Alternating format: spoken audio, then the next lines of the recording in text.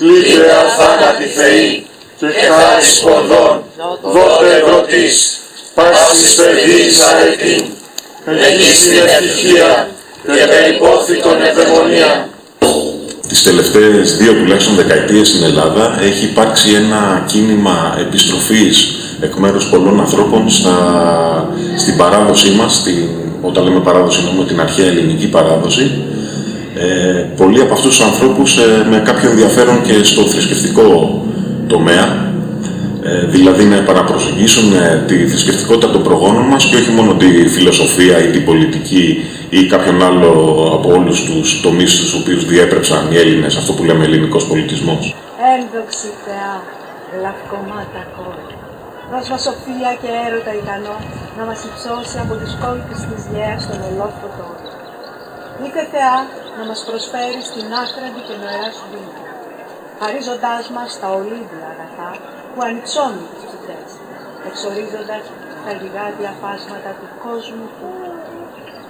Στείλε το θεϊκό σου φως Και κάνε δική σου πάλι αυτή την πόλη. Στείλε το θεϊκό σου φως και κάνε δική σου πάλι αυτή την πόλη. Στείλε το θεϊκό σου φως και κάνε δική σου πάλι αυτή την πόλη.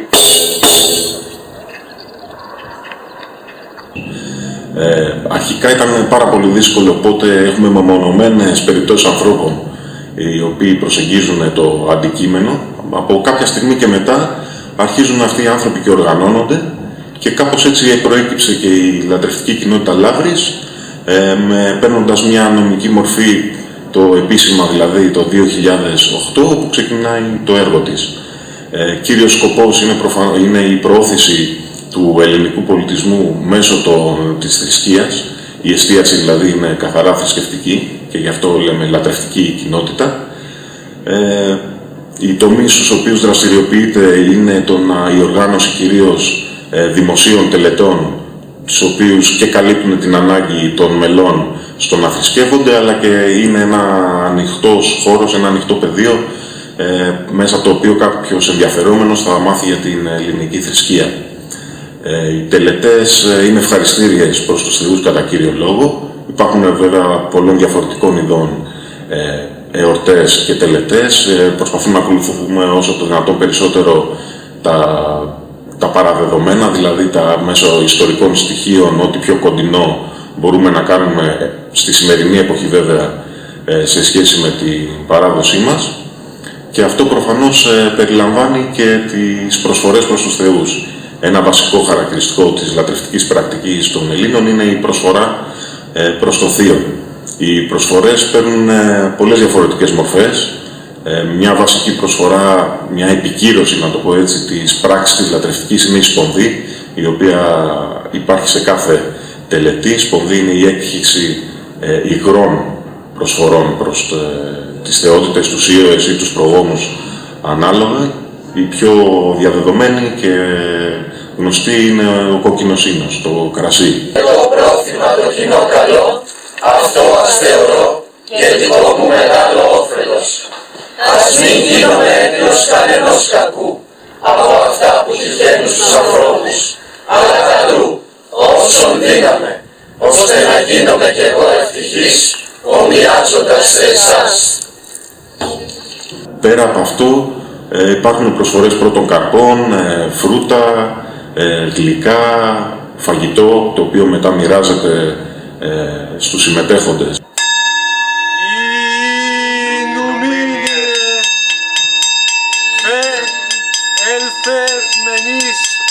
Φέρνοντας έτσι αποτελέσματα και τύχη αγαθή αυτό το μήνα. Υπεϊόν, Απόλλων, Ινουμήνιε.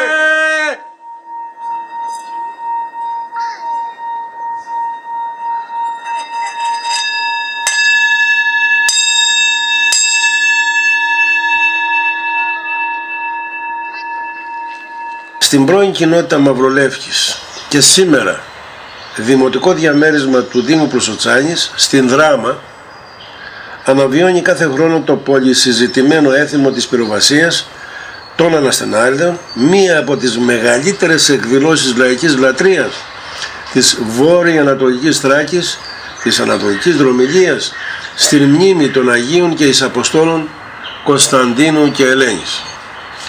Το έθιμο των Αναστενάριδων έχει τις ρίζες του στα βάθη των αιώνων.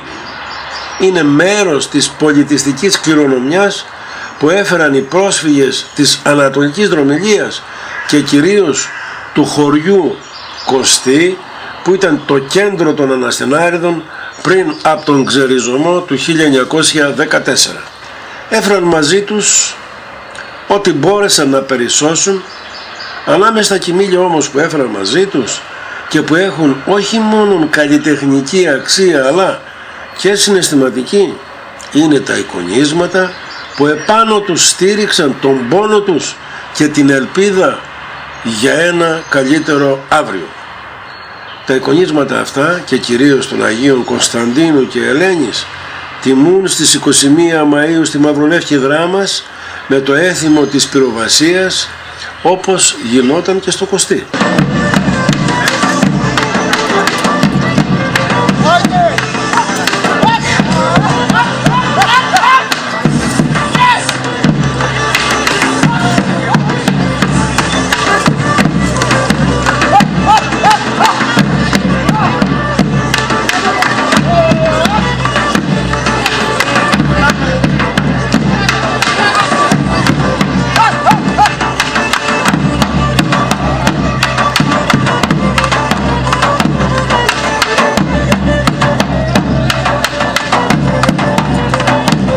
Τα προεόρτια αυτής της γιορτής αρχίζουν από την παραμονή στις 21 Μαΐου και τελειώνει η γιορτή στις 23 Μαΐου. Ο χορός αρχίζει με το τραγούδι του Λιράρη, ο Κωνσταντίνος ο Μικρός, ο Μίκρο Κωνσταντίνος.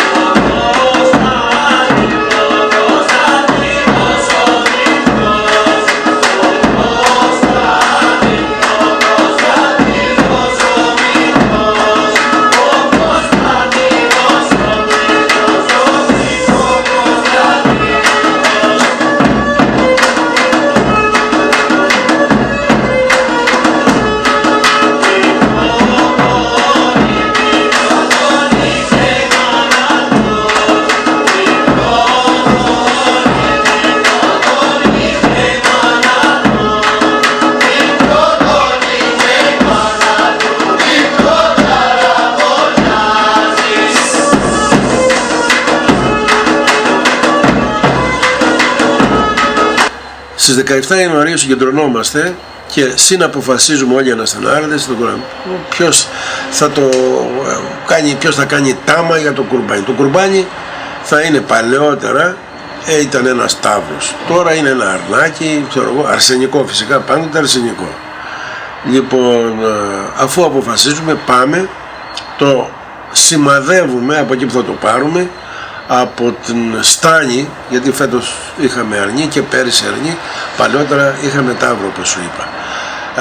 Και αφού μεγαλώσει αυτό, φυσικά από το Γενάρη μέχρι 21 Μαΐου, μικρό είναι βέβαια, μεγαλώνει, γίνεται από 2 κιλά που είναι, γίνεται 10 κιλά ή 8 κιλά ή 15 κιλά ανάλογα. Την ημέρα της γιορτής του Αγίου Κωνσταντίνου και της Αγίας Ελένης, χορδές και οργάνες πηγαίνουμε, το παίρνουμε, το φέρνουμε στο χώρο της ζωοθυσίας, το θυσιάζουμε και με αυτό το βράδυ όλος ο κόσμος είναι προσκεκλημένος στο φαΐ, στο φαγητό του Αγίου Κωνσταντίνου, του παππού που λέμε, του Αγίου Κωνσταντίνου και της Αγίας Ελένης. Βέβαια δεν επαρκεί αυτό για να καθίσει όλος ο κόσμος. Πολλοί κάνουν τάματα. Ο άλλος λέει ότι εγώ θα θυσιάσω, έχω ένα τάμα 2 αρνιά, ο άλλος άλλα 2, ο άλλος 1. Φέτος για παραδείγματι είχαμε 6 αρνιά, αν δεν κάνω λάθος, 6 αρνιά. Λοιπόν, πέρυσι είχαμε 8 και έτσι μπορούμε και φιλοξενούμε όλο τον κόσμο. Ξεκινάμε αρχικά με τα όργανα από το κονάκι, πηγαίνουμε στον χώρο της ζωοθυσίας όπου θυσιάζονται όλα, το κουρμπάνι μαζί με τα υπόλοιπα τάματα.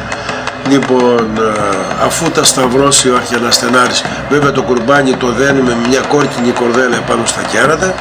Λοιπόν, και ο αρχιαναστενάρης, αφού το σταυρώσει με το θυμιατό, σφάζεται πρώτα το κουρμπάνι, το τάμα δηλαδή, αυτό ο οποίος το τάζει και είναι για τον Άγιο Κωνσταντίνο και για την Αγία Ελένη, και μετά τα υπόλοιπα. Αφού πλέον σφαγούν, στη συνέχεια τεμαχίζονται, δίδονται στους μαγείρους, μαγειρεύεται όλο το φαγητό για να μπορέσουν να εξυπηρετηθούν οι αναστενάριδες και να εξυπηρετήσουν όλο το κοινό, αφιλοκερδός φυσικά, και την ημέρα του Αγίου Κωνσταντίνου, αλλά παράλληλα και την τρίτη ημέρα που τρώει ο κόσμος από το κουρμπάνι.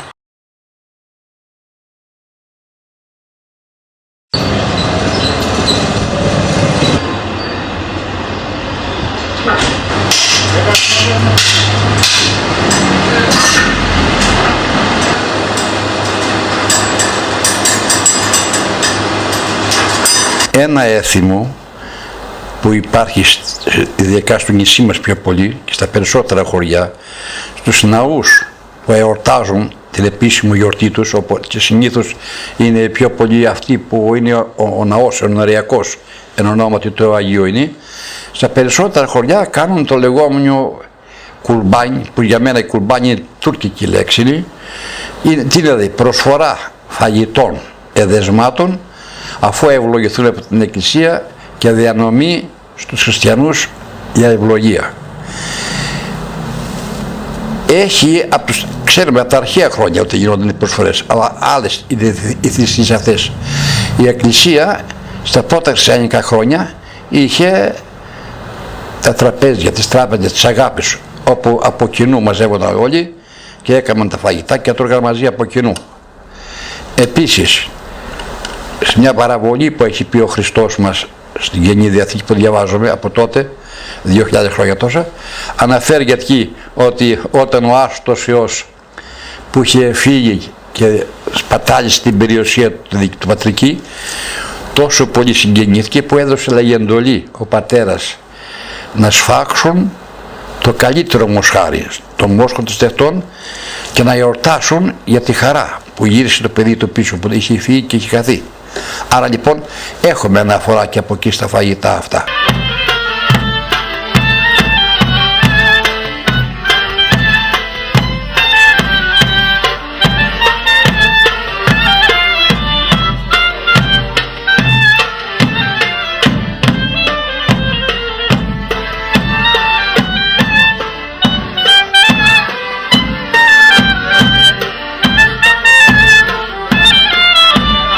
Κάποιος χωριανός μας που μνημονεύεται μέχρι σήμερα ο Μελομήτης, ο άνθρωπος είχε, όπως και όλοι οι άλλοι, είχαν βόδια, είχε ζώα κτλ.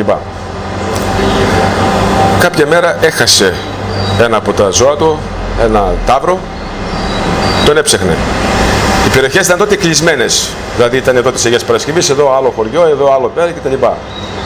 Αυτός ακολούθησε τα αχνάρια του ζώου και βγήκε πέρα από την ανατολική μεριά του χωριού μας, μέσα στο δάσος του Τσαμλίκη. Εκεί ήταν πια περιοχή που ήταν οι Τούρκοι. Αυτός ακολουθώντας τα ζώα και δεν ξέρω εγώ τι, τον πήγανε τα βήματα πολύ μακριά από το χωριό, μεσημέρια, σε απόγευμα κτλ. Βρέθηκε σε μια περιοχή, ακολουθώντας τα αχνάρια του ζώου, βρήκε μια βρυσούλα. Έβγαινε μέσα την τυχεία, στο πούμε, μια ξερολιθιά ήτανε, που ήταν εκεί παλιά ο Άγιος, πιο παλιά βέβαια, η εκτοκλησάκι χαλασμένο, σκεφτείτε τώρα Τούρκους και τα λοιπά, τι εκκλησία να υπήρχε τότε. Μια ξερολιθιά ήταν και δίπλα μια βρυσούλα. Ο καημένος, αποκαμμένος και κουρασμένος, έσκυψε να πηγεί τότε. Τώρα πώς σκύψε να πηγεί, βλέπει έναν Τούρκο. Τότε, σε αυτή την περιοχή, ήταν ένας Μπαλτζικιώτης Τούρκος, που λιμνόταν όλη την περιοχή και όποιος πήγαινε του καθάριζε. Ήταν δηλαδή θυμισμένος για το εκτελεστικό του έργο. Οπότε του φωνάζει, έλα εδώ ρε γκιαούρε, λέει, τι κάνεις εκεί? Ο καημένος μόλις τον είδε, έχασε τα λόγια του, τον έπιασαν τρεμούλες κτλ.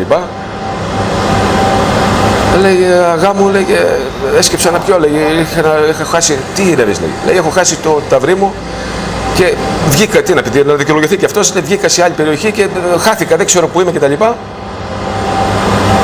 Λέει, το ταυρί σου είναι εκεί πέρα. Πήγαινε και πάρτο, φύγε και εδώ πέρα που ήρθες, έλα να το κάνεις τάμα, να το θυσιάσεις, γιατί 3 φορές σε σημάδεψα πως έβλεπα και ερχόσουν εδώ πέρα με το όπλο να σε σκοτώσω και σε έχανα από τα μάτια μου. Κάτι γινόταν και σε έχανα. Λένε πολλοί είναι ιδωλατρικά. Καταρχήν η Εκκλησία μας πολλά πράγματα παρέλαβε ιδωλατρικά που λέμε και τα καθαγίασε. Έχουμε και ναούς ακόμα πολλούς που βλέπουμε από κτίσματα από αρχαίους. Λένε εμάς ότι αυτές οι κολόνες της Εκκλησίας, που είναι 20 κολόνες εδώ, ότι είναι το ναό της Κλοπεδής. Είναι αρχαίος ναός της Κλοπεδή εδώ είναι. Αρχαιότατος ναός, Κλοπεδή περιφέρεια, Απόλλωνος είναι. Το τελευταία μας τα έκαμε και τα εγγένεια, αρχαιολογική υπηρεσία. Λένε ότι οι κολόνες αυτές οι πέτρινες τις φέρνουν από εκεί. Τι θέλουν με αυτό? Μπήκαν εδώ στην ενεργεία της Εκκλησίας, ήδη καθηγιάσαν τα πάντα όλα, ό,τι έχουμε μέσα.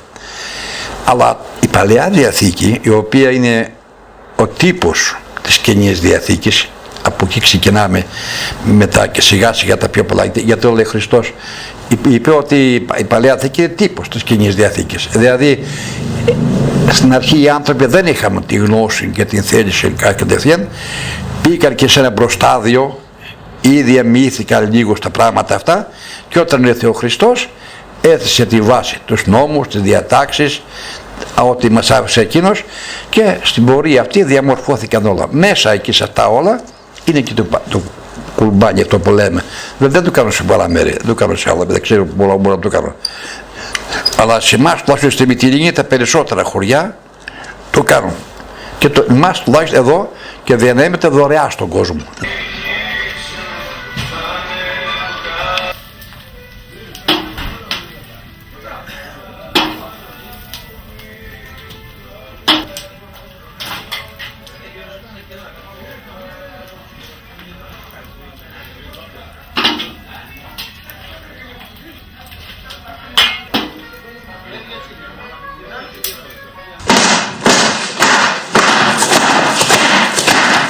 Κύριε ο Θεός ημών, τα εδέν των κρεών και αγίωσον αυτά και ως Αγίας Τρεμνών, όσοι προσήγαν από τα Αβραάμ και των ανών όσοι άβερ προσήγαν εις ερκάπωσιν, ομοίας και το μόσχον.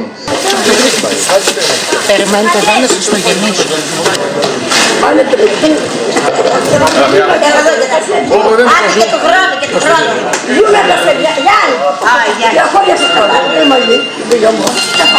Τώρα μας ζητάνε να μην κάνουμε ορισμένα πράγματα, να μην κάνουμε τη θυσία του ζώου εκεί πέρα κτλ.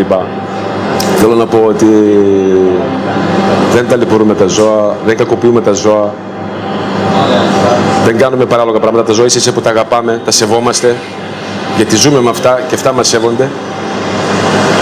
Είτε εδώ σφαχτεί, στον Άγιο γίνει το τάμα, είτε στο σφαγείο είναι το ίδιο πράγμα. Απλά είναι για να γίνει το τάμα και να μην παρερμηνεύσουμε οτιδήποτε ιστορία έχουμε βρει.